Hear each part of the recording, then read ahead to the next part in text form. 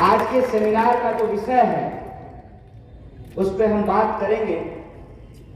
उससे पहले आप सब जानते हैं कि एक हृदय विदारक घटना हुई, एक चॉपर का एक्सीडेंट हुआ और हमारे देश के वीर जवानों की आकस्मिक मृत्यु हुई, उनका देहांत हुआ। सबसे पहले मृतकों के प्रति हम अपनी श्रद्धांजलि व्यक्त करते हैं और अपने परिवार के प्रति अपनी संवेदना व्यक्त करते हैं। इसके साथ साथ हम याद करना चाहते हैं आजादी के आंदोलन के उन वीरों को जिनकी याद में इस सेमिनार का आयोजन किया गया है। आप जानते हैं कि यह सेमिनार क्रांतिकारियों की उन महान विभूतियों को समर्पित है जिन्होंने इस देश की आजादी में अपना योगदान दिया और आजादी के बाद मौलाना अबुल कलाम आजाद देश के पहले शिक्षा मंत्री बने और राम प्रसाद बिस्मिल और अशफाकुल्लाह खान की दोस्ती बड़ी मशहूर है। आप में से शायद कुछ लोग ये जानते होंगे कि एक बड़ा मशहूर गाना है, सरफरोशी की तमन्ना अब हमारे दिल में है, देखना है जोर कितना बाजुएं का दिल में है। इसको लिखा है बिस्मिल अजीमाबादी ने और राम प्रसाद अशफाकुल्लाह खान दोनों मिलकर के ये गाना गाते थे और राम प्रसाद बिस्मिल के नाम में बिस्मिल लगा दिया। क्या है जिम्मेवारियां?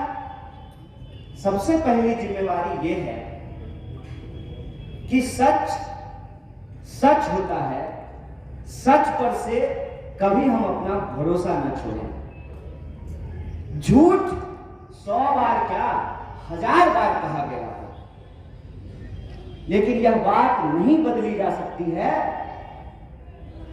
कि गोडसे ने जो अपने आप को सबसे बड़ा हिंदूवादी कहता था, वो एक ऐसे व्यक्ति की हत्या की जो कहते थे रघुपति राघव राजा राम, पतित पावन सीता राम, ईश्वर अल्लाह तेरो नाम, सबको सम्मति दे भगवान।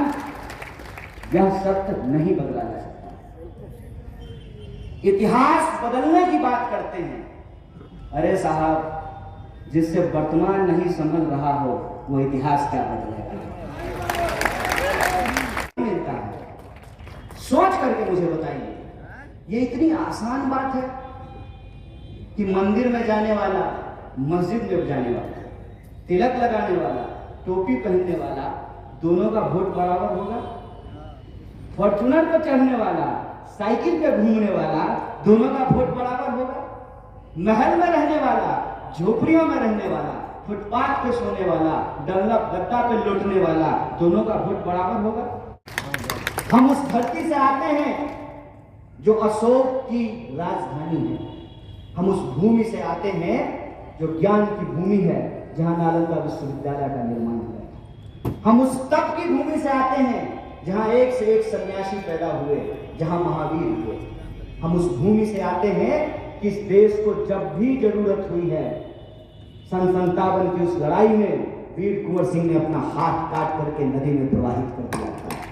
हम उस भूमि से आते हैं कि जब सिस्टम नकारा हो जाए तो दशरथ मांझी छेनी और हथौड़ी लेकर के पहाड़ काट करके रास्ता बना दिया। हम उस भूमि से आते हैं 1942 के भारत छोड़ो आंदोलन में जब महात्मा गांधी ने कहा करो या मरो, गांव गांव गलियों गलियों में आंदोलन हुआ। कोई ऐसा गांव नहीं है जहां आपको कुछ स्वतंत्रता सेनानियों का परिवार नहीं मिलेगा। और मुझे गर्व है कि मैं स्वतंत्रता सेनानी के परिवार से आता हूं। बचपन का वो सवाल जब मैंने अपनी दादी को पूछा था तो मेरी दादी ने कहा था कि गांधी जी बाबा के नेतृत्व में हमारे परिवार के हर नौजवान इस देश की आजादी के लिए लड़ रहे थे, तो हमारी पुरखों ने जो आजादी हमको दिलाई है उस आजादी की रक्षा करेंगे। जो संविधान हम तमाम इंसान को बराबर करता है उस विरासत को हम बचाएंगे। और ये लड़ाई किसी पार्टी को बचाने की लड़ाई नहीं है। ये लड़ाई मुझे, इन्हें या उनको मुख्यमंत्री बनाने की लड़ाई नहीं है। ये लड़ाई किसी पार्टी को दोबारा सत्ता में लाने की लड़ाई नहीं है। मैं ये बात नहीं कह रहा हूं। मैं कहता हूं कि मैं आज उस पार्टी का दामन थामा है मैंने जिस पार्टी की एक बड़ी खास बात है। कोई कहता है कि मैं मुसलमान का पार्टी हूं, कोई कहता है कि हिंदू का पार्टी हूं, कोई कहता है पिछड़ों की पार्टी हूं, कोई कहता है कि अगरों की पार्टी हूं। कांग्रेस पार्टी एक ऐसी पार्टी है जो किसी की नहीं है, ये सबकी पार्टी है। ये एक ऐसी पार्टी है जिसके पास ये विरासत है, जो किसी मंच से खड़ा होकर के बिहार में भी कह सकता है, बताइए कौन ऐसा समुदाय है जिससे कांग्रेस पार्टी ने बिहार का मुख्यमंत्री नहीं बनाया है। मैं ये बात आपको इसलिए याद दिला रहा हूं कि मैं आपको ये नहीं कह रहा हूं कि आइए और आप कांग्रेस की सदस्यता ले लीजिए। मैं सिर्फ आपको ये कह रहा हूं कि जाके पैर न फटे विवाई, वो का जाने पीर पड़ाई। जो पार्टी आज आजादी दिलाई है वही पार्टी आजादी बचा सकती है। जिस पार्टी के नेताओं ने हंसते हंसते फांसी के फंदे को चूमा है, उसकी विरासत को आज हमको बचाने की जरूरत इसलिए है कि हमारे आने वाली पीढ़ी का सवाल ये नहीं है कि हमारी इबादत का तरीका क्या होगा। हमारे आने वाली पीढ़ी का सवाल ये नहीं है कि हमारी पूजा पद्धति क्या होगी। हमारे आने वाली पीढ़ी का सवाल ये है, ना रहेगा बांस, ना बजेगी बांसुरी, ना रहेगा सरकारी संस्थान, ना मिलेगी सरकारी नौकरी। हमारी पीढ़ी का सवाल ये है कि 45 साल में, इस आंकड़े को याद रखिएगा, विपक्ष अगर एक झूठ बोले तो सीधा जेल जाता है। सत्ता पर बैठे लोगों का राज है, जो मुंह में आता है बकता है। 45 साल में पहली बार देश में सबसे ज्यादा बेरोजगारी है।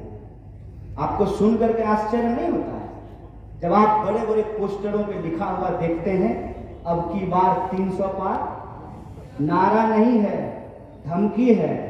1-2 बार और भाजपा को जिता दीजिएगा ना तो पेट्रोल 300 रुपये खरीदिएगा। इस बात को याद रखिए। वो अपना सीट नहीं बता रहे हैं, पेट्रोल डीजल का भविष्य का दाम बता रहे हैं। अब की बार 300 पार। इस बात को समझिए कि आपके निजी जीवन में आप किन समस्याओं से परेशान हो रहे हैं। मैं अपने साथी के घर पे गया, बीचों बीच बाजार में दिन में मच्छर जो है ना, हिंदी का गाना गुनगुना रहा था। आपके आ जाने से कोई ऐसा गली मोहल्ला नहीं है जिसके नाली के ऊपर ढक्कन है। कोई ऐसा गली मोहल्ला नहीं है जहां जा करके अगर आपको मन में ये ख्याल आए कि सपोज करो कि कभी भूकंप आ जाए तो फायर ब्रिगेड की गाड़ी नहीं घुस सकती है, एम्बुलेंस नहीं घुस सकता है। यहाँ डॉक्टर साहब लोग बैठे हुए हैं। अभी कोरोना की स्थिति में हमने देखा है कि क्या हुआ है। सरकार का एक भी हेल्पलाइन नंबर काम नहीं कर रहा था, एक भी हेल्पलाइन नंबर काम नहीं कर रहा। फिर किस लिए सरकार है, किस लिए हम जनप्रतिनिधियों का चुनाव करते हैं? आप सोच करके बताइए कि मैं जो कह रहा हूं कि हमारे आने वाली पीढ़ी का सवाल ये है कि अगर एयर इंडिया नहीं बचेगा तो सिंधिया जी क्या करेंगे? ढोलक बजाएंगे? क्या करेंगे आप विमान मंत्री लेकर के जब विमान ही नहीं बचेगा? क्या करेंगे आप जब रेलवे ही नहीं बचेगा तो रेल मंत्री क्या करेंगे? सब कुछ ये अपने दोस्तों के हाथ में दे देना चाहते हैं। नारा लगाते हैं देश का और राष्ट्र की संपत्ति देते हैं दोस्त को। ये कैसा राष्ट्रवाद है भाई? क्या आप राष्ट्रीय संपत्ति बेच रहे हैं? कोई इनसे सवाल क्यों नहीं पूछता है कि आप देश का नाम लेते हैं तो देश की संपत्ति क्यों बेच रहे हैं? तो सरकार की तरफ से, सरकार नहीं कहती है, ऐसे ही आजकल तो 300 रुपया में रिचार्ज नहीं होता है। खाली मोबाइल रिचार्ज पे दिन भर जो व्हाट्सएप मैसेज भेजते रहता है ना, पहले मैसेज भेजेगा फटाफट 100 लोगों को भेजिए, 10 लोगों को भेजिए, मनोकामना पूर्ण हो जाएगा। अगला ही बार ऐसा मैसेज आएगा कि इंसान को इंसान आपस में बांट दो। इतिहास का ऐसा ज्ञान जो इतिहास है ही नहीं, झूठ का कचरा है, उनका तर्क ये आता है घाटे में चल रही थी, घाटे में चल रही थी। तो क्या मुनाफा कमाने के लिए बनाए हैं सरकार? अगर मुनाफा कमाने के लिए आप मुख्यमंत्री और प्रधानमंत्री चुनते हैं तो फिर ये लोग क्यों सीधे अंबानी और अदानी को मुख्यमंत्री और प्रधानमंत्री ना बना दिया जाए? सरकारी संस्थान सिर्फ मुनाफा कमाने के लिए नहीं होता है। सरकारी संस्थान सरकार होने का जो मतलब है, जो उद्देश्य है, उसको पूरा करने के लिए होता है। अब सोच करके हमको बताइए, रेलवे नहीं होगा तो रिजर्वेशन कहां होगा? और रिजर्वेशन क्यों होना चाहिए? जब एफर्मेटिव एक्शन नहीं होगा तो सरकार क्यों होना चाहिए? सरकार अगर हमको ट्रांसपोर्ट की फैसिलिटी नहीं देगी, हेल्थ की फैसिलिटी नहीं देगी, सड़क की फैसिलिटी नहीं देगी, सिक्योरिटी नहीं देगी, तो सरकार को हम टैक्स क्यों देंगे? हम ये नहीं कह रहे हैं कि प्राइवेट सेक्टर नहीं होना चाहिए। प्राइवेट सेक्टर इस देश में था, है और रहेगा, क्योंकि हमारी देश की जरूरतें इतनी ज्यादा हैं, हमारी आबादी इतनी ज्यादा है कि प्राइवेट सेक्टर रहेगा। लेकिन अनुभव क्या कहता है? अनुभव तो ये कहता है ना कि अगर पटना यूनिवर्सिटी नहीं ठीक से काम करेगा तो प्राइवेट इंजीनियरिंग कॉलेज भी नहीं पढ़ाएगा, आपसे 10 लाख रुपया ले लेगा, लेकिन आपके बेटे को प्रधानमंत्री की तरह A+B का होल स्क्वायर नहीं पता होगा। आपका बेटा भी हो सकता है देश का प्रधानमंत्री बन जाए, लेकिन इंजीनियर तो नहीं बन पाएगा। यह शिक्षा की हालत कर दी गई है। सरकार का काम है कि वो जनता से टैक्स लेती है, बदले में जनता को बेसिक सुविधाएं देती है, और जिनके पास पैसा है वो प्राइवेट इलाज करा सकते हैं, जिनके पास पैसा है वो प्राइवेट स्कूल में पढ़ा सकते हैं। लेकिन सरकार इसलिए होती है कि वो अपनी योजनाओं को, जो जनता के लिए योजना है, उसको सरकारी संस्थानों में लागू कर सके।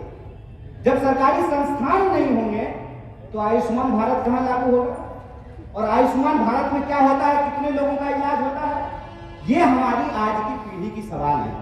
इस सवाल को गुमराह करने के लिए देश की जनता के जो बुनियादी मुद्दे हैं, रोजी रोटी, कपड़ा, मकान, शिक्षा, स्वास्थ्य, सड़क, बिजली, पानी, इसको गुमराह करने के लिए इंसान को इंसान से बांटा जा रहा है, इंसान को इंसान से लड़ाया जा रहा है। तो मैं आपको एक बात याद दिलाना चाहता हूं, यह देश सबका था, सबका है और सबका रहेगा। इसके लिए हमको एकजुट रहने की जरूरत है। किसी भी पहचान के आधार पर अगर कोई राजनीति हमको बांटेगी तो हम नहीं बटेंगे, और एक साथ हम राम प्रसाद बिस्मिल और अशफाकुल्लाह खान की विरासत की रक्षा करेंगे। इसी आशा और विश्वास के साथ आप तमाम लोगों को शुक्रिया अदा कहते हुए धन्यवाद देते हुए बात खत्म करूंगा।